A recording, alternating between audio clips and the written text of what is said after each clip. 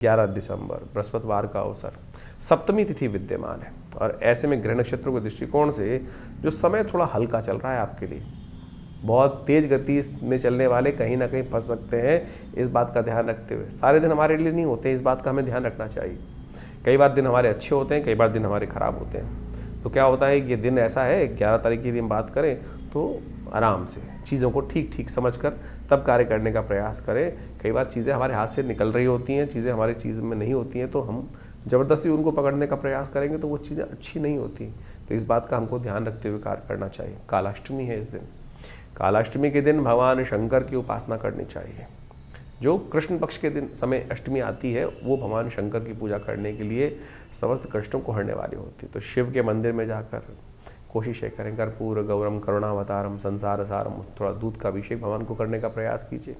भगवान की कृपा से सुबह सुबह ये कर लेंगे तो स्वास्थ्य भी ठीक रहेगा, क्योंकि इन दिनों ग्रह योग जो है थोड़ा स्वास्थ्य के लिए भी बहुत अच्छे फेवर में नहीं चल रहे हैं।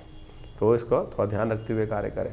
तो थोड़ा अपनी जो पर्सनल चीज़ें हैं उनको थोड़ा ध्यान रखते हुए कार्य करना आपके लिए अच्छा रहेगा। ये उपाय बताया है, एक बार भगवान के लिए शिव का नाम, समस्त कष्ट दूर होंगे जीवन से, ये बात समझ लेनी चाहिए। 12 तारीख शुक्रवार का अवसर, अष्टमी तिथि उदया तिथि के रूप में विद्यमान है और इस दिन ग्रहों का परिवर्तन का योग जो बन रहा है वो आपके लिए सुबह सूर्य उदय होते होते क्या होगा, आगे चलते चलते एकदम आपके दिन में दिन रात का समय का परिवर्तन जैसा होता है वैसा आपके जीवन में होने का योग बनता दिखाई दे रहा है। जी हाँ, ये दिन आपके लिए खासतौर पे कई मामलों में अच्छे जाने का योग बनाता दिखाई दे रहा है। पुरुषार्थ अच्छा होने के योग भी बनते दिखाई दे रहे हैं। ऐसे योग आपकी राशि में बन रहे हैं कि जिनका लाभ आपको मिल सकता है। लेकिन ध्यान रखिएगा, अकेले काम नहीं होता है।